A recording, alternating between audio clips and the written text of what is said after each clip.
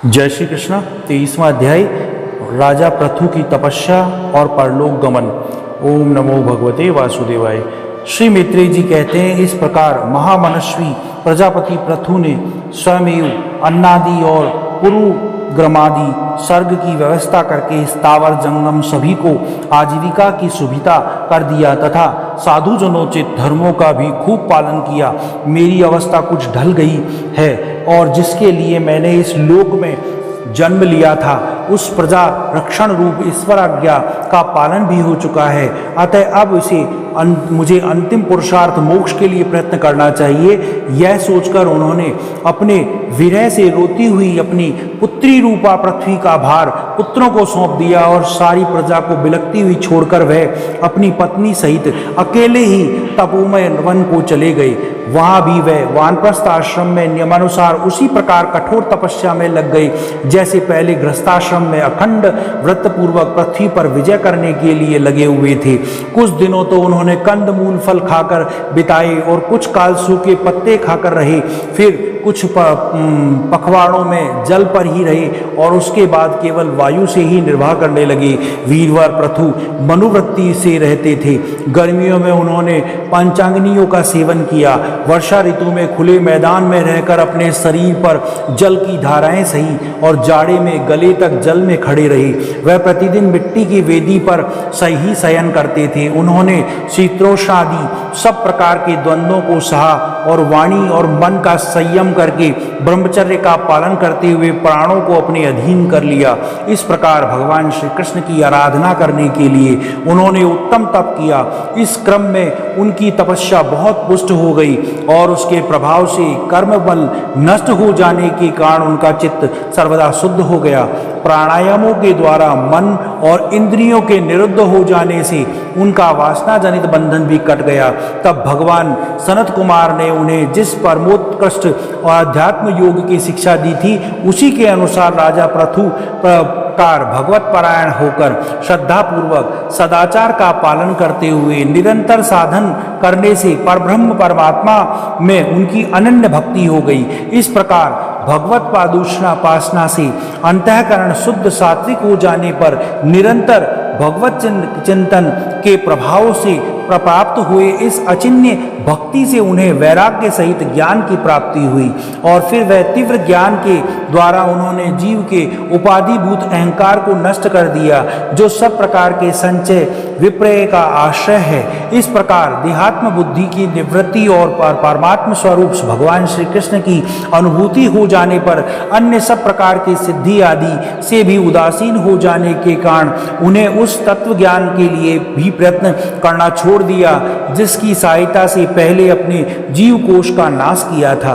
क्योंकि जब तक साधक को योग मार्ग के द्वारा भगवान श्री कृष्ण कथामृत का अनुराग नहीं होता तब तक केवल योग साधना से उसका महाजनोचित प्रमाद दूर नहीं होता, भ्रम नहीं मिटता। फिर जब अंतकाल उपस्थित हुआ तो वीरवर पृथु ने अपने चित्त को दृढ़ता पूर्वक परमात्मा में स्थिर कर ब्रह्म भाव में स्थित हो अपना शरीर त्याग दिया। उन्होंने एड़ी से गुदा के द्वार को रोककर प्राणवायु को धीरे धीरे मूलाधार से ऊपर की ओर उठाते हुए क्रम से नाभि, हृदय, वक्षस्थल, कंठ और मस्तक में स्थित किया। फिर उसे और ऊपर ले जाते हुए क्रम से ब्रह्मरंध्र में स्थिर किया और अब उन्हें इस किसी प्रकार का सांसारिक भोगों की लालसा नहीं रही। फिर यथास्थान विभाग करके प्राणवायु को समिष्ट वायु में और पार्थिव शरीर को पृथ्वी में और शरीर को तेज को समिष्ट तेज में लीन कर दिया। हृदयाक्ष आदि देहाच्ഛिन्न आकाश को महाकाश में और शरीरगत रुधिर आदि जलीय अंश को समिष्ट जल में लीन कर दिया। इस प्रकार फिर पृथ्वी को जल में, जल को तेज में, तेज को वायु में, वायु को आकाश में लीन किया। रूप तन मात्राओं में और सूक्ष्म भूतों के कारण अहंकार के द्वारा आकाश इंद्रिय तन मात्राओं को उसी अहंकार में लीन किया, अहंकार को महतत्व में लीन किया।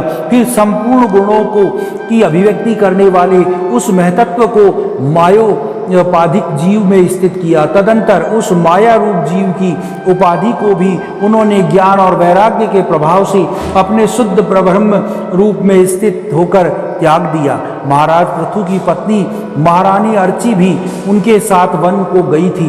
वह बड़ी सुकुमारी थी, पैरों से भूमि का स्पर्श करने योग्य भी नहीं थी, फिर भी उन्होंने अपने स्वामी का व्रत और नियमादि का पालन करते हुए उनकी खूब सेवा की तथा मनुस्मृति के अनुसार कंद मूल आदि के निर्वाह किया।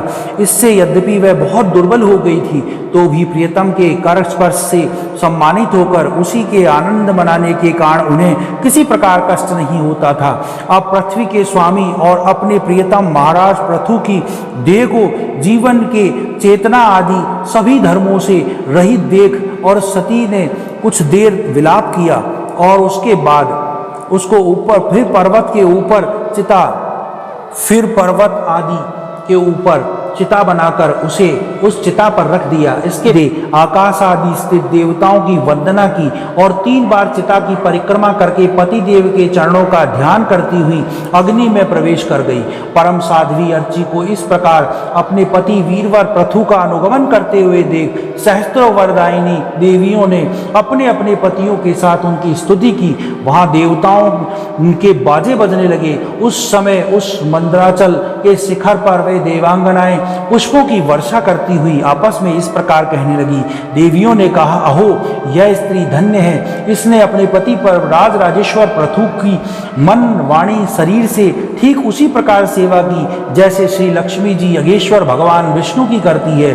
अवश्य ही अपने अचिंत्य कर्म के प्रभाव से यह सती हमें भी लांघकर अपने पति के साथ उच्चतर लोकों को जा रही है। इस लोक में कुछ ही दिनों का जीवन होने पर भी जो लोग भगवान के परमानंद की प्राप्ति करने वाला आत्मज्ञान प्राप्त कर लेते हैं उनके लिए संसार में कौन सा पदार्थ दुर्लभ है। अतः जो पुरुष बड़ी कठिनता से भूलोक में मोक्ष का साधन स्वरूप मनुष्य शरीर पाकर भी विषयों में आसक्त रहता है वह निश्चय ही आत्मघाती है। हाय हाय वह ठगा गया है। श्री मैत्रेयी जी कहते हैं, विदुर जी जिस समय देवांगनाएं इस प्रकार स्तुति कर रही थी, भगवान के जिस परम धाम को आत्मज्ञानियों में श्रेष्ठ भगवत प्राण महाराज पृथु गए महारानी अर्ची भी उसी परलोक में गई। परम भगवत पृथु जी ऐसे ही प्रभावशाली थे, उनके चरित्र बड़े ही उदार हैं। मैंने तुम्हारे सामने उनका वर्णन किया है। जो पुरुष इस परम पवित्र चरित्र का श्रद्धा पूर्वक एकाग्रचित्त से पढ़ता, सुनता और सुनाता है वह भी महाराज पृथु के पद में भगवान के परम धाम को प्राप्त करता है। उसका सकाम भाव से पाठ करने से ब्राह्मण के ब्रह्म तेज प्राप्त करता है, क्षत्रिय पृथ्वीपति हो जाता है, वैश्य व्यापारियों के प्रधान हो जाते हैं और शूद्र में साधुता आ जाती है। स्त्री हो अथवा पुरुष जो कोई भी इसे आदर पूर्वक 3 बार सुनता है वह संतानहीन हो तो पुत्रवान, धनहीन हो तो महाधनी, कीर्तिहीन हो तो यशस्वी और मूर्ख हो तो पंडित जन हो जाता है। यह चरित्र मनुष्य मात्र का कल्याण करने वाला और अमंगल को दूर करने वाला है। यह धन, यश और आयु की वृद्धि करने वाला, स्वर्ग की प्राप्ति कराने वाला, कलयुग में दोषों का नाश करने वाला, यह धर्मादि चतुर्वर्ग की प्राप्ति में भी बड़ा सहायक है। इसलिए जो लोग धर्म, अर्थ, काम और मोक्ष की भली बातें सिद्ध करना चाहते हैं उन्हें इसका श्रद्धापूर्वक श्रवण करना चाहिए। जो लोग राजा विजय का स्थान प्रस्थान करने के समय इसे सुनकर जाता है उसे आगे आकर राजा लोग सभी प्रकार की भेंट रखते हैं जैसे राजा पृथु के सामने रखते थे। मनुष्य को चाहिए कि अन्य सब प्रकार की आसक्ति छोड़कर भगवान में विशुद्ध पृथु के इस निर्मल चरित्र को सुने, सुनावे और पढ़े। विदुर जी जैसे भगवान के मातम्य को प्रकट करने वाला यह परम पवित्र मैंने सुनाया है, इससे प्रेम करने वाला पुरुष महाराज पृथु की सी गति पाता है। जो पुरुष इस पृथु चरित्र का प्रतिदिन आदर पूर्वक निष्काम भाव से श्रवण और कीर्तन करता है उसका जिनके चरण संसार सागर को पार करने के लिए नौका के समान है उन श्री हरि में सुदृढ़ अनुराग हो जाता है। 23वां अध्याय समाप्त। ओम नमो भगवते वासुदेवाय।